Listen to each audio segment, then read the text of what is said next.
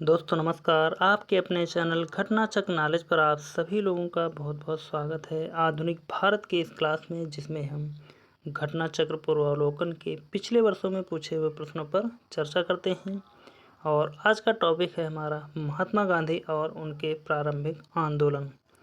और 50 महत्वपूर्ण लेकर हम क्वेश्चन उपस्थित हैं आपके सामने, जो सभी परीक्षाओं के लिए आवश्यक हैं। तो चलते हैं, शुरुआत करेंगे पहले प्रश्न से। जैसा कि गांधी एवं उनके प्रारंभिक आंदोलन से संबंधित क्वेश्चन है। पहला प्रश्न, करमचंद गांधी दीवान थे।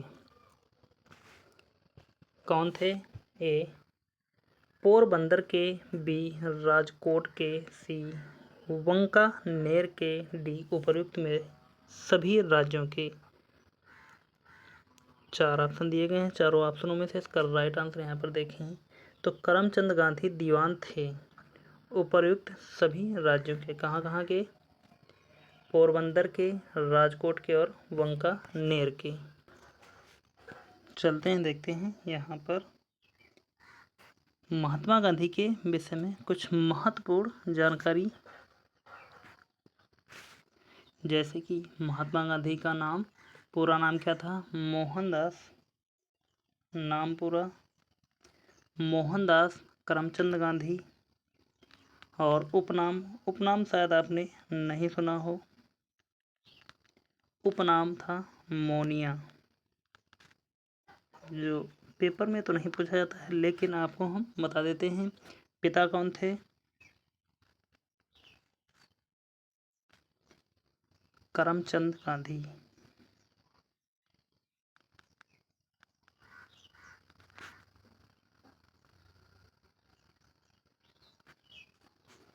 माता कौन थी?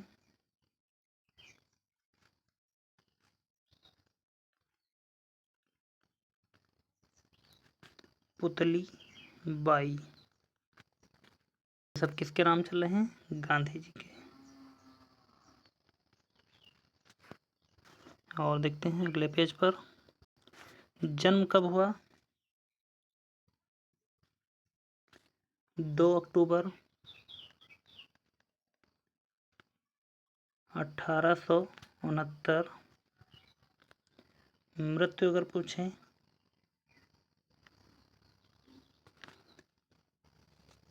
30 जनवरी 1948। मृत्यु स्थान पोरबंदर गुजरात। स्थान पोरबंदर गुजरात। विवाह किससे हुआ था?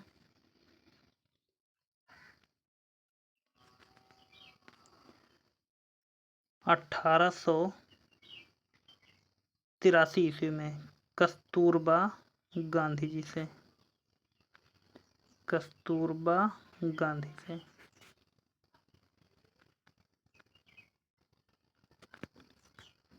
और इनके पुत्रों के नाम देखते हैं कौन कौन से थे।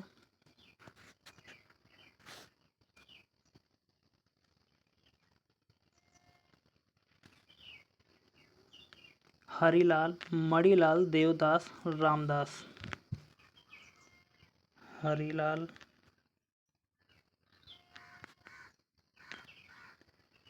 मणिलाल,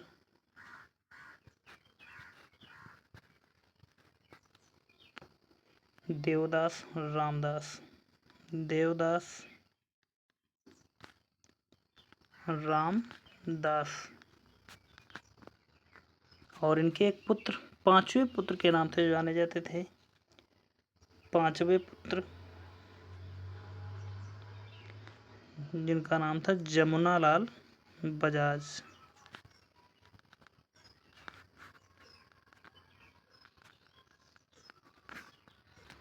और जो इनकी जानकारी है हम अगले क्वेश्चनों पर धीरे धीरे करके चर्चा करते रहेंगे। और इनके अगर राजनीतिक गुरु पूछें तो राजनीतिक गुरु हो जाएंगे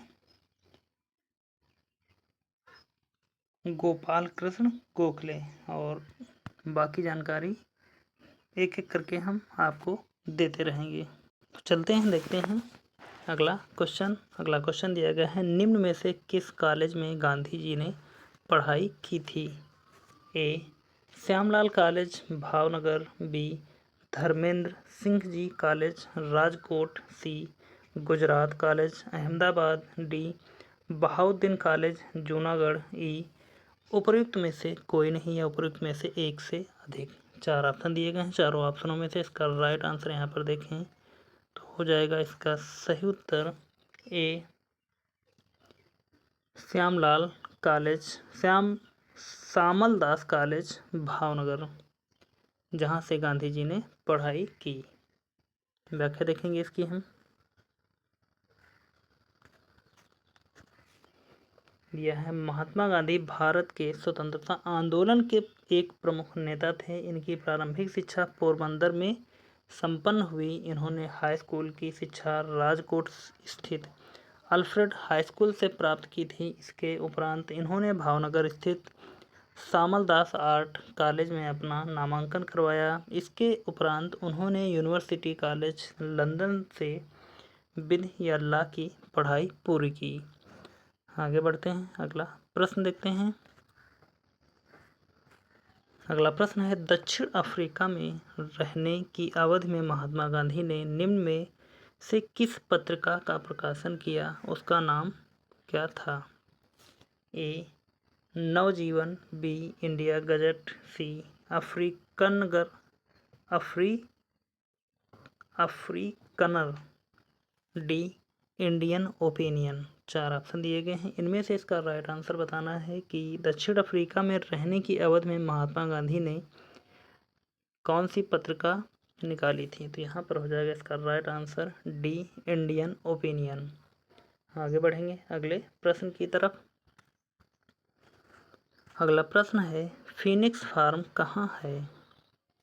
ए सूरतगढ़, बी एसेक्स इंग्लैंड, सी डरबन दक्षिण अफ्रीका, डी कंपाला। 4 ऑप्शन दिए गए हैं, चारों में से इसका राइट आंसर देखें तो हो जाएगा सी डरबन दक्षिण अफ्रीका फीनिक्स फार्म है। अगले क्वेश्चन की तरफ बढ़ेंगे हम। अगला क्वेश्चन है, एम के गांधी समर्थक थे किसके? ए मार्क्सवादी समाज के, बी श्रेणी समाजवाद के, सी आदर्शवाद की, डी दार्शनिक अराजकतावाद की। 4 ऑप्शनों में से इसका राइट आंसर देखें तो हो जाएगा डी दार्शनिक अराजकतावाद के।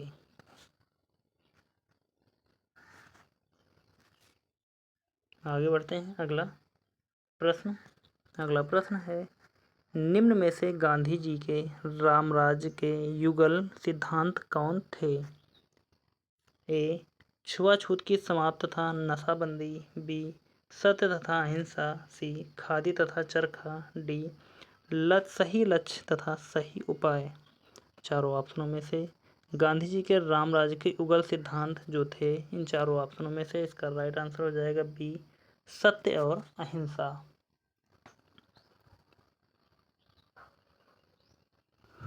अगला प्रश्न,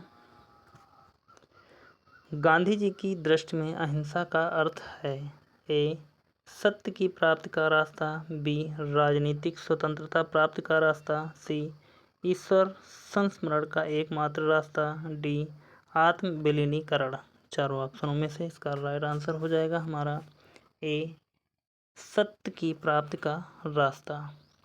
अगला प्रश्न या इसकी व्याख्या देखेंगे हम। पहले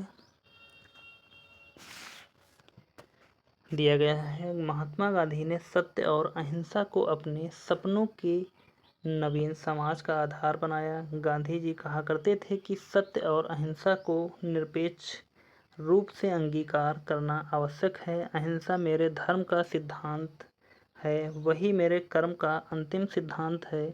सत्याग्रही का अनिवार्य कर्तव्य है कि वह अहिंसा द्वारा सत्य का साक्षात्कार करने का प्रयत्न करे। अगला प्रश्न,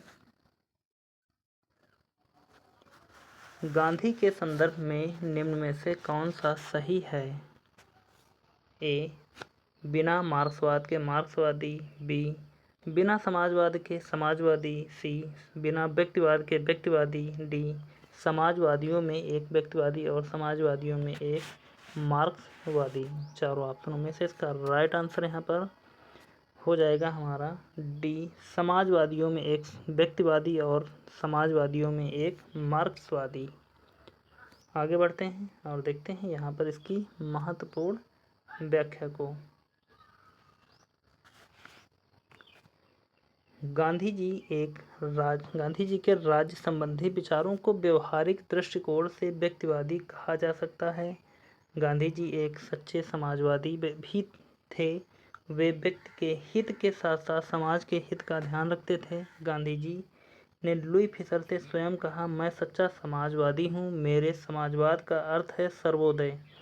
गांधी जी के समाजवाद में मार्क्सवाद की भी झलक मिलती है। गांधी जी स्वयं कहते थे कि मैं उसी समस्या को सुलझाने में लगा हूँ जो कि वैज्ञानिक समाजवाद के सामने है। अतः गांधी जी को समाजवादियों में एक व्यक्तिवादी और समाजवादियों में एक मार्क्सवादी कहा जा सकता है।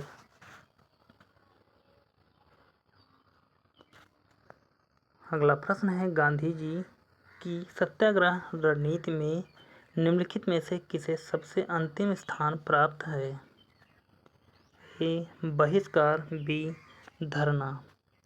और तीसरा ऑप्शन अगर हम देखें यहाँ पर जो दिया नहीं है, तीसरा ऑप्शन हम अपनी तरफ से लिखते हैं और जो है हड़ताल। तो यह सबसे लास्ट था। मैं पूछ रहा है कि अंतिम स्थान जिसे प्राप्त है, यानी कि जो अंतिम समय में यह प्रयोग करते थे, तो इसका राइट आंसर हो जाएगा 3 नंबर वाला हड़ताल। अंतिम रणनीति कह सकते हैं। अगला प्रश्न देखते हैं, गांधी जी के सिद्धांत के अनुसार निम्न में से कौन सा एक कथन सही नहीं है?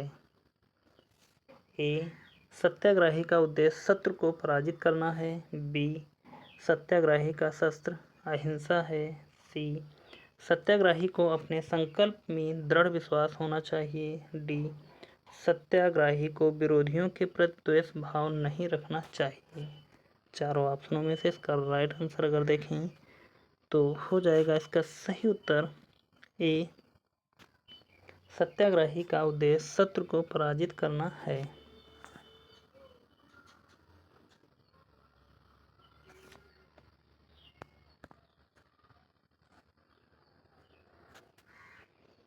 अगला प्रश्न है, गांधी जी के अनुसार हिंसा का क्रूरतम रूप है? ए गरीबी का स्थायित्व। बी गोवध। सी मानव हत्या। डी महिलाओं और बच्चों का उत्पीड़न। चारों ऑप्शनों में से इसका राइट आंसर देखें तो गांधी जी के अनुसार हिंसा का क्रूरतम रूप है ए गरीबी का स्थायित्व।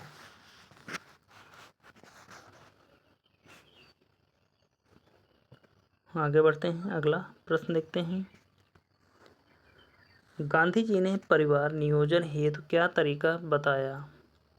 ए आत्मनियंत्रण। बी नसबंदी। सी निरोध। डी लोप। चारों ऑप्शनों में से इसका राइट आंसर देखें यहाँ पर तो हो जाएगा हमारा ए आत्मनियंत्रण। गांधी जी ने परिवार नियोजन हेतु क्या तरीका बताया? आत्मनियंत्रण। आगे बढ़ते हैं, अगला प्रश्न, गांधी जी दक्षिण अफ्रीका में कितने वर्ष रहे थे? ए 20 वर्ष। बी 21 वर्ष। सी 16 वर्ष। डी 15 वर्ष। चारों ऑप्शनों में से इसका राइट आंसर देखें तो हो जाएगा इसका सही उत्तर हमारा बी 21 वर्ष गांधी जी दक्षिण अफ्रीका में रहे। अगला प्रश्न,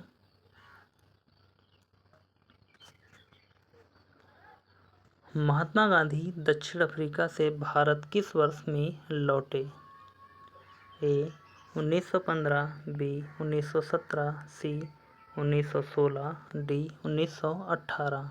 चार ऑप्शन दिए गए हैं, चारों में से इसका राइट आंसर देखें तो महात्मा गांधी दक्षिण अफ्रीका से भारत किस वर्ष लौटे थे? तो इसका राइट आंसर हो जाएगा ए 1915 में। आगे बढ़ते हैं, अगला प्रश्न देखते हैं, दक्षिण अफ्रीका के किस रेलवे स्टेशन पर गांधी जी को ट्रेन से फेंका गया था?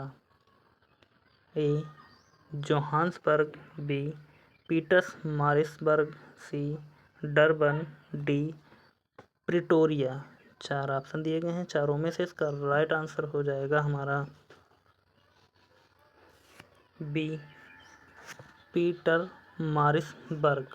आगे बढ़ते हैं। अगला प्रश्न दिया गया है, एम के गांधी ने निम्नलिखित भारतीय राष्ट्रीय कांग्रेस के अधिवेशनों में से किस एक में सर्वप्रथम भाग लिया था? ए लखनऊ अधिवेशन 1916, बी कलकत्ता अधिवेशन 1901, सी अमृतसर अधिवेशन 1919, डी नागपुर अधिवेशन 1920। चारों ऑप्शनों में से इसका राइट आंसर देखें तो हो जाएगा इसका सही उत्तर बी कलकत्ता अधिवेशन 1901। आगे बढ़ते हैं। भारत के स्वतंत्रता आंदोलन के दौरान महात्मा गांधी द्वारा स्थापित साबरमती आश्रम नगर के बाहर स्थित है। ए गांधीनगर, बी अहमदाबाद, सी राजकोट, डी वर्धा। इन चारों ऑप्शनों में से इसका राइट आंसर ये अगर देखें तो हो जाएगा इसका सही उत्तर बी अहमदाबाद। अगला प्रश्न, महात्मा गांधी के अहमदाबाद के निकट साबरमती के किनारे एक आश्रम बनाया था, इसे डैश कहा जाता है? ए स्वायत्त आश्रम, बी हरिजन आश्रम, सी सत्याग्रह आश्रम, डी स्वराज आश्रम। 4 ऑप्शन दिए गए हैं, इनमें से इस खाली स्थान पर कौन सा ऑप्शन भरा जाएगा इसके बारे में अगर देखें तो यहाँ पर हो जाएगा हमारा सी सत्याग्रह आश्रम। आगे बढ़ते हैं। अगला प्रश्न, महात्मा गांधी से संबंधित निम्नलिखित आश्रमों में से कौन सबसे पुराना है? ए साबरमती, बी फिनिक्स, सी वर्धा, डी सदाकत। 4 ऑप्शन हैं, चारों में से इसका राइट आंसर देखें तो हो जाएगा इसका सही उत्तर हमारा बी फिनिक्स। निम्नलिखित आश्रमों में से महात्मा गांधी जी का फिनिक्स आश्रम सबसे पुराना है जो दक्षिण अफ्रीका में स्थित है। देख सकते हैं इसकी व्याख्या को थोड़ा सा। महात्मा गांधी ने फिनिक्स डरबन दक्षिण अफ्रीका में वर्ष 1904 में एक आश्रम स्थापित किया। फिनिक्स आश्रम को 27 फरवरी 2000 को दोबारा खोला गया।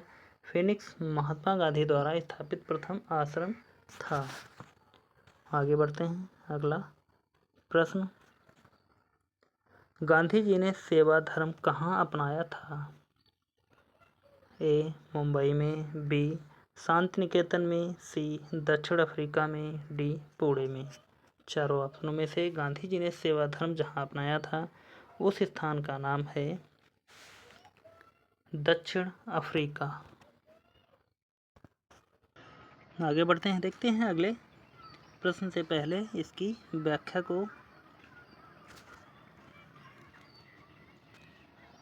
दिया है, दक्षिण अफ्रीका में प्रवास के दौरान महात्मा गांधी ने एक पारसी रुस्तम जी द्वारा खोले गए धर्मार्थ अस्पताल में परिचारिक के रूप में अपनी सेवाएं प्रदान की एवं बीमार दुखियों की सेवा का कार्य आरंभ किया। यहाँ पर उन्होंने कंपाउंडर के रूप में भी स्वैच्छिक सेवाएं प्रदान की। उन्होंने बोअर युद्ध के समय घायल सिपाहियों की देखभाल एवं सेवा कार्य भी किया था। आगे बढ़ते हैं। अगला प्रश्न दिया गया है, महात्मा गांधी के राजनीतिक गुरु कौन थे? ए सी आर दास, बी दादा भाई नौरोजी, सी तिलक, डी गोपाल कृष्ण गोखले। 4 ऑप्शन दिए गए हैं, चारों में से इसका राइट आंसर अगर देखें तो जैसा कि अभी हमने आपको बताया था कि महात्मा गांधी के राजनीतिक गुरु जो हैं वह गोपाल कृष्ण गोखले हो जाएगा, क्योंकि गांधी जी जब दक्षिण अफ्रीका में थे तो गोपाल कृष्ण गोखले उनको मिलने वहीं पर गए थे। चलते हैं, देखते हैं इनकी व्याख्या को थोड़ी सी।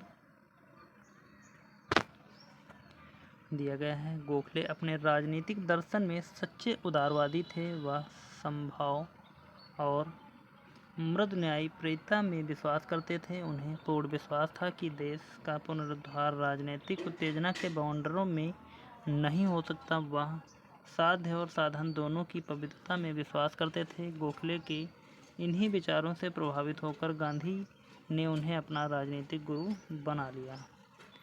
आगे बढ़ते हैं।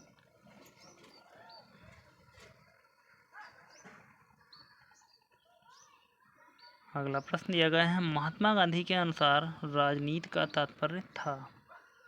ए, धर्म विहीन राजनीति। बी, जन कल्याण के लिए सक्रियता। सी, सत्य विहीन राजनीति। डी, उपर्युक्त में से कोई नहीं। चारों ऑप्शनों में से इसका राइट आंसर देखें तो हो जाएगा इसका सही उत्तर बी, जन कल्याण के लिए सक्रियता। बढ़ते हैं अगले प्रश्न की तरफ, या इसकी व्याख्या को देखेंगे। सबसे पहले हम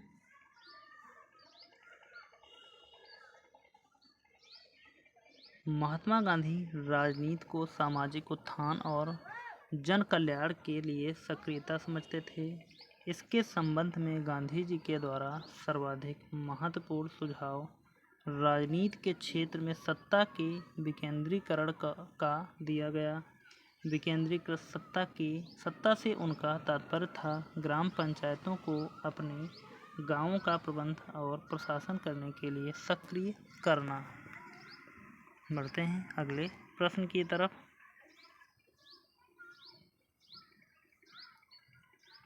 अगला प्रश्न देखते हैं, गांधी जी ने राजनीति का जो प्रतिमान प्रस्तुत किया है, निम्न में से कौन सी विशेषता उसमें नहीं है।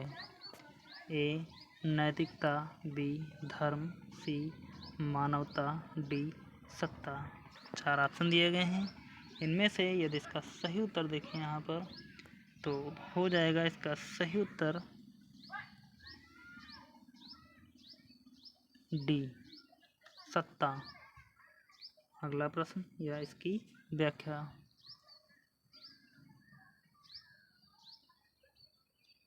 गांधी जी ने राजनीति का जो प्रतिमान प्रस्तुत किया उसमें नैतिकता, धर्म और मानवता का समावेश था। लेकिन गांधी जी के पूर्ण आदर्श राजनीतिक व्यवस्था के अंतर्गत राज्य अर्थात सत्ता के लिए कोई स्थान नहीं था। वे राज्य विहीन समाज की स्थापना करना चाहते थे। आगे बढ़ते हैं।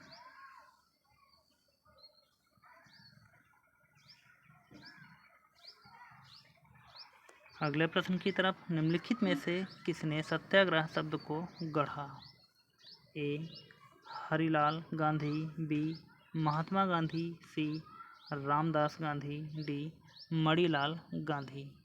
चार ऑप्शन दिए गए हैं। इनमें से एक तो महात्मा गांधी और इनके यह तीनों पुत्र हैं, यानी कि महात्मा गांधी या इनके तीनों पुत्रों में से कौन सत्याग्रह शब्द को गढ़ा था। तो इसका राइट आंसर देखें हो जाएगा बी, महात्मा गांधी ने।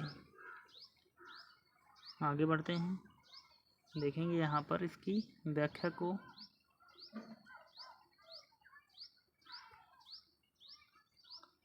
दिया है, महात्मा गांधी जी के भतीजे मगन लाल गांधी द्वारा सत्याग्रह शब्द का प्रयोग एक प्रतियोगिता में किया गया जिसमें उनको पुरस्कार प्राप्त हुआ। सत्याग्रह शब्द का अर्थ सत्य और दृढ़ता से लिया जाता है।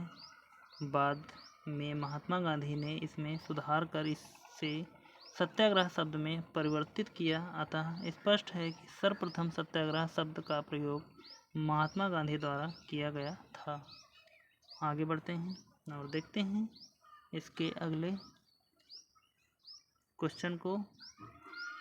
अगला क्वेश्चन दिया गया है, भारत के स्वतंत्रता संघर्ष के दौरान सबसे पहले सत्याग्रह किसने किया था। ए, सरदार पटेल। बी, जवाहरलाल नेहरू। सी, विनोबा भावे। डी, महात्मा गांधी। चारों ऑप्शनों में से इसका राइट आंसर यहाँ पर हो जाएगा डी, भारत के स्वतंत्रता संघर्ष के दौरान सबसे पहले सत्याग्रह किसने किया था, तो हो जाएगा डी इसका राइट आंसर, महात्मा गांधी। और देखेंगे यहाँ पर इसकी महत्वपूर्ण व्याख्या को दिया गया है। सत्याग्रह का शाब्दिक अर्थ है सत्य को मानकर किसी वस्तु के लिए आग्रह करना अथवा सत्य और अहिंसा से उत्पन्न होने वाला बल। महात्मा गांधी ने भारत के स्वतंत्रता संघर्ष के दौरान वर्ष 1917 में चंपारण बिहार से सत्याग्रह प्रारंभ किया। यह गांधी जी का भारत में पहला सफल सत्याग्रह था। आगे बढ़ते हैं। अगला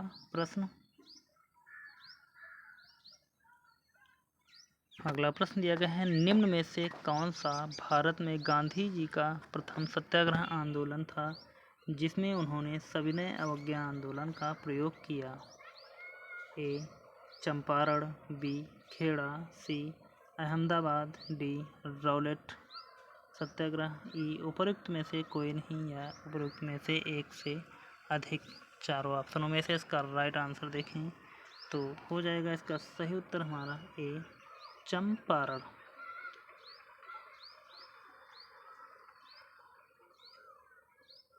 व्याख्या देख लेंगे इसकी हम। चंपारण आंदोलन 1917 में भारत में गांधी जी का प्रथम सत्याग्रह आंदोलन था जिसमें उन्होंने सविनय अवज्ञा आंदोलन का प्रयोग किया था। 19वीं सदी के आरंभ में बिहार के चंपारण में प्रचलित तिनकठिया पद्धति के विरोध स्वरूप इस सत्याग्रह का प्रारंभ किया गया था। चंपारण सत्याग्रह के उपरांत गांधी जी ने इसका प्रयोग वर्ष 1918 में अहमदाबाद की कॉटन मिल मालिकों और मजदूरों में प्लेग बोनस को लेकर छिड़े विवाद में हस्तक्षेप किया। वर्ष 1918 में ही गुजरात के खेड़ा में किसानों की नष्ट हुई फसल के बावजूद ब्रिटिश सरकार द्वारा लगान में छूट न देने के कारण महात्मा गांधी ने खेड़ा सत्याग्रह का प्रारंभ किया था। ध्यातव्य है कि महात्मा गांधी द्वारा रौलेट एक्ट सत्याग्रह का प्रारंभ वर्ष 1919 में ब्रिटिश सरकार द्वारा पारित रौलेट एक्ट के विरोध स्वरूप किया गया था।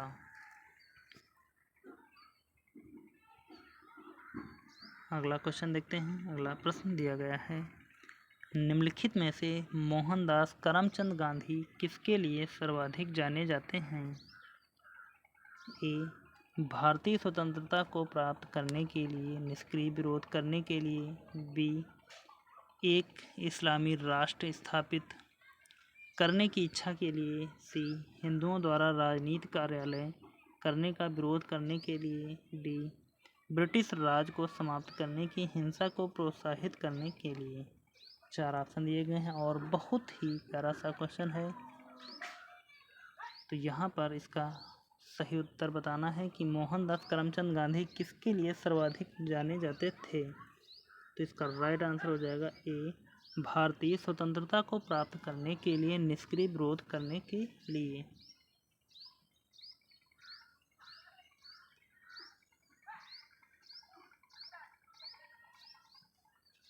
अगला प्रश्न है, निम्नलिखित में से किसने कहा था?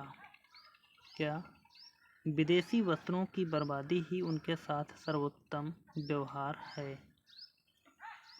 चार ऑप्शन दिए गए हैं। ए रविंद्रनाथ टैगोर, बी महात्मा गांधी, सी चित्तरंजन दास, डी सुभाष चंद्र बोस। चारों ऑप्शनों में से इसका राइट आंसर देखें तो हो जाएगा इसका right answer B Mahatma Gandhi. आगे बढ़ते हैं। अगला प्रश्न, ब्रिटिश निम्न निर्मित उत्पादों का गांधी का बहिष्कार प्रभावी हुआ क्योंकि ब्रिटेन भारत को एक बड़ा नौ परिवहन केंद्र समझता था, बी औद्योगिक केंद्र समझता था, सी निर्मित वस्तुओं का बाजार समझता था, डी खनिज संसाधनों का स्रोत समझता था। इन चारों ऑप्शनों में से इसका राइट आंसर यहाँ पर देखें तो इसका राइट आंसर हो जाएगा सी निर्मित वस्तुओं का बाजार समझता था।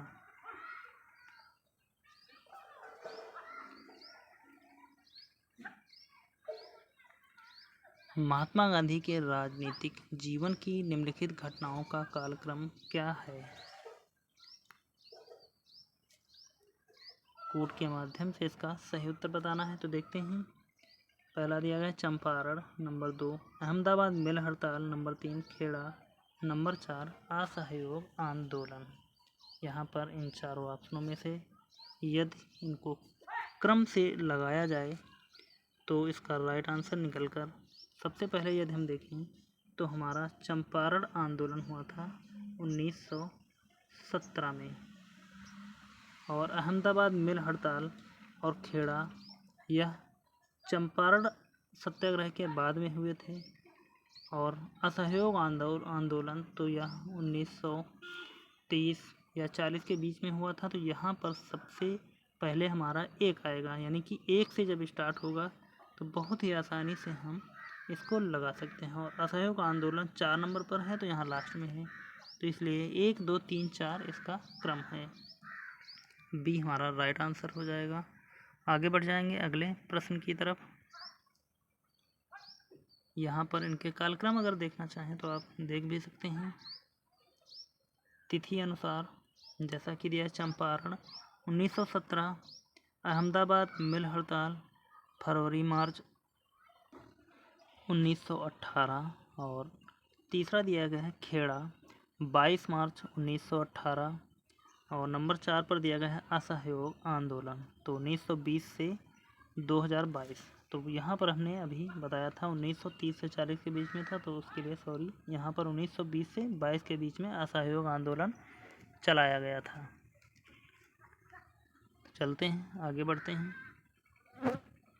अगले प्रश्न की तरफ। अगला प्रश्न है, निम्न में से महात्मा गांधी का भारत में पहला सत्याग्रह कौन सा था?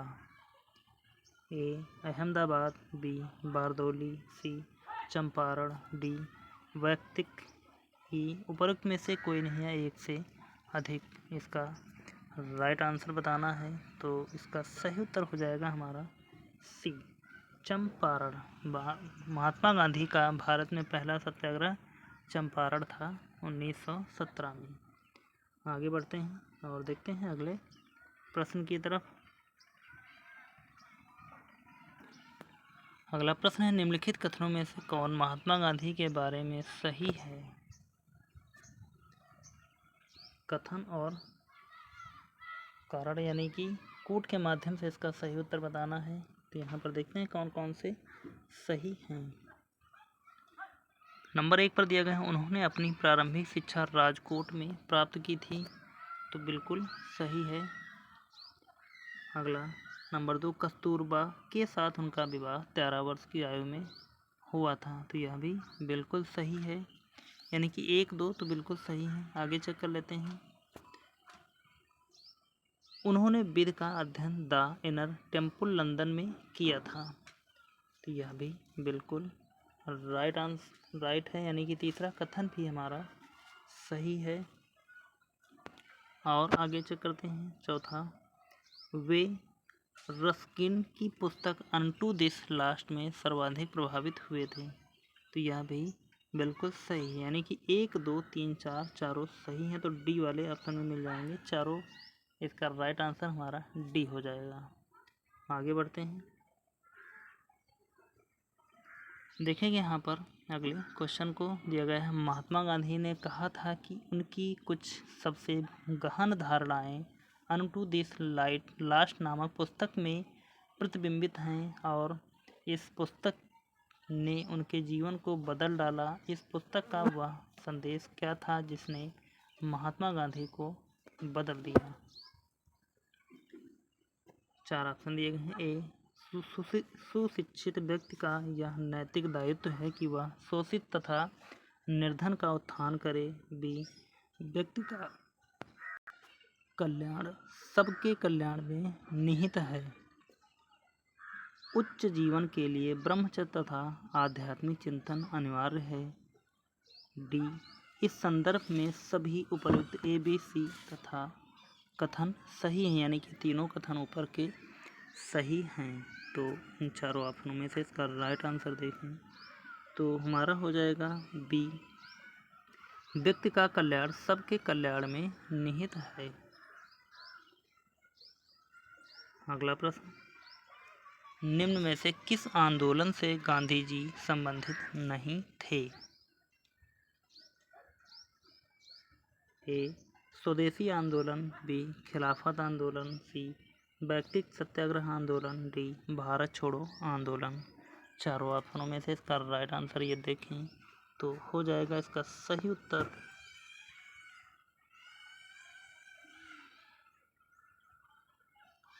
स्वदेशी आंदोलन। आगे बढ़ते हैं। अगला प्रश्न दिया गया है, निम्नलिखित सत्याग्रहों में से किसका नेतृत्व महात्मा गांधी ने नहीं किया था? ए भारत छोड़ो आंदोलन, बी सविनय अवज्ञा आंदोलन, सी बारदोली, डी खेड़ा। चार ऑप्शनों में से इसका राइट आंसर देखें कि जिस सत्याग्रह में महात्मा गांधी नहीं थे तो वह कौन सा आंदोलन था? तो वह हो जाएगा हमारा सी बारदोली सत्याग्रह आंदोलन।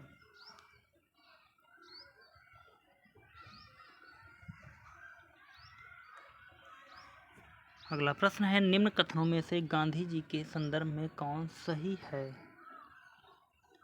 ए जाति विहीन अछूतों की दशा में सुधार के लिए कठोर संघर्ष किया, बी असहयोग आंदोलन शुरू किया, सी सविनय अवज्ञा आंदोलन शुरू किया, डी उपर्युक्त सभी।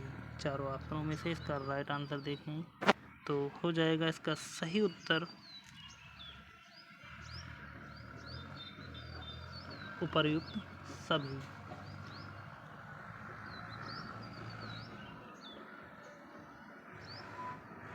अगला प्रश्न है, महात्मा गांधी को सर्वप्रथम राष्ट्रपिता किसने कहा था?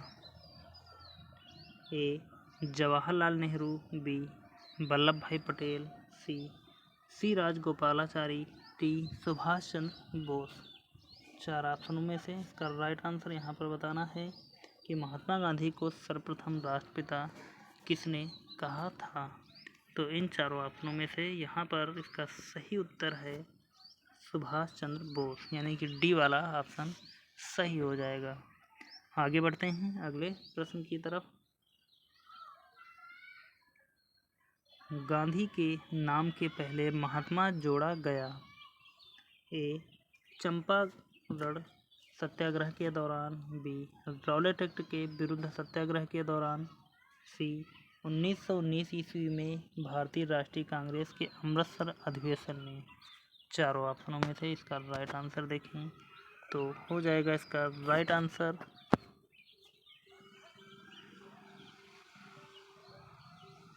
चंपारण सत्याग्रह के दौरान।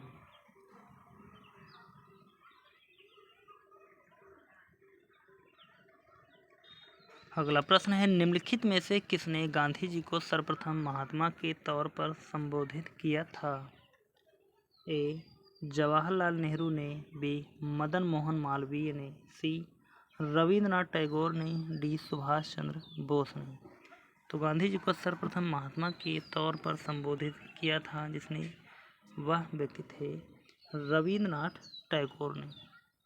यदि क्वेश्चन बनता है कि महात्मा गांधी को महात्मा की उपाधि किसने दी थी तो यहाँ पर भी रविंद्रनाथ टैगोर होगा।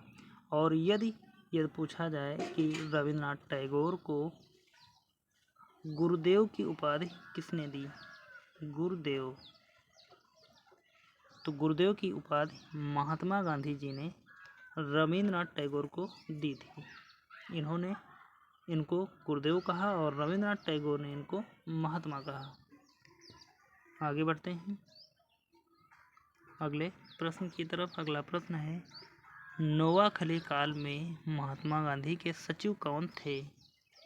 ए निर्मल कुमार बोस, बी महादेव देसाई, सी प्यारेलाल, डी वल्लभ भाई पटेल। चार ऑप्शन दिए गए हैं, चारों ऑप्शनों में से इसका राइट आंसर देखें तो हो जाएगा इसका राइट आंसर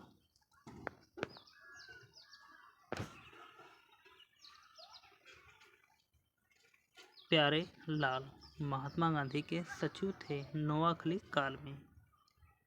आगे बढ़ते हैं अगला प्रश्न दिया गया है, निम्नलिखित में से किस सत्याग्रह आंदोलन में गांधी जी ने प्रत्यक्ष रूप से भाग नहीं लिया? ए. राजकोट सत्याग्रह, बी. खेड़ा सत्याग्रह, सी. वायकोम सत्याग्रह, डी. असहयोग आंदोलन। चारों ऑप्शनों में से इसका राइट आंसर देखें तो हो जाएगा इसका राइट आंसर सी. वायकोम सत्याग्रह, जहां पर गांधी जी ने प्रत्यक्ष रूप से भाग नहीं लिया था।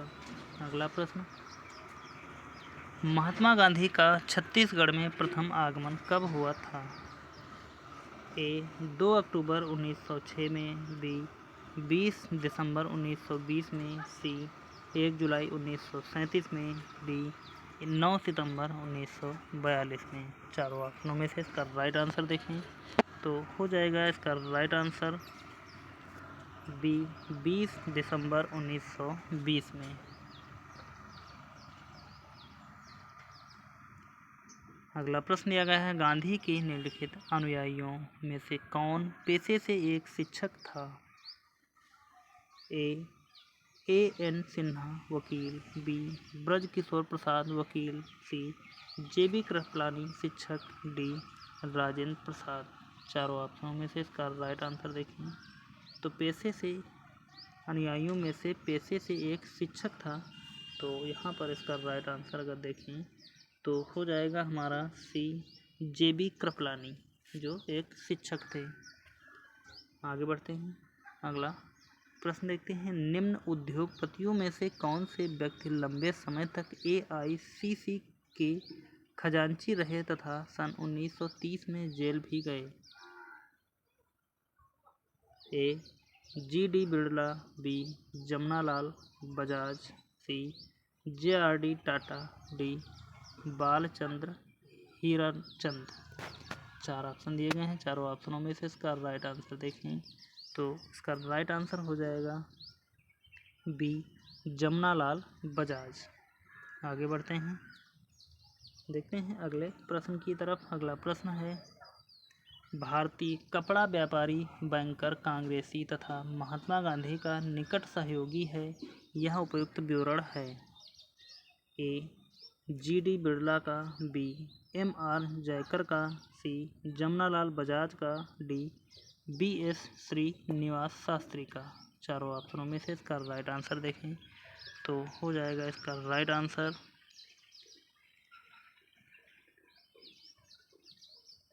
जमनालाल बजाज का। आगे बढ़ते हैं। अगला प्रश्न है, स्वाधीनता आंदोलन के दौरान महात्मा गांधी के करीबी अंग्रेज मित्र थे? A. Reverend Thomas More, B. A.O. Hume, C. Reverend Charlie Andrews, D. William Bavel. चारों ऑप्शनों में से इसका राइट आंसर देखें तो हो जाएगा इसका right answer C. Reverend Charlie Andrews. स्वाधीनता आंदोलन के दौरान महात्मा गांधी के करीबी अंग्रेज मित्र थे।